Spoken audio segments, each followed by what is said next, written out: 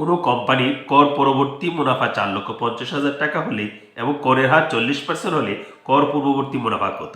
এটি বের করার সহজ টেকনিক হচ্ছে আমরা আয় বিবরণীর কথা চিন্তা করি। আয় বিবরণী যখন আমরা শেষ দিকে আসি তখন পাই আমরা নিট মুনাফা বা কর পূর্ববর্তী নিট মুনাফা, সেটি কিন্তু 100%।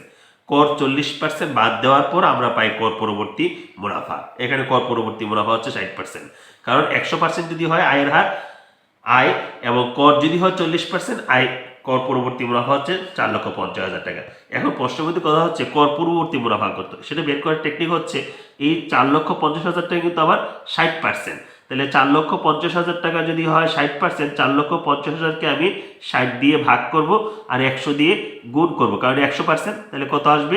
7,50,000 টাকা। এভাবেই কিন্তু আমি সহজ পদ্ধতিতে কর পূর্ববর্তী মুনাফা পেতে পারি।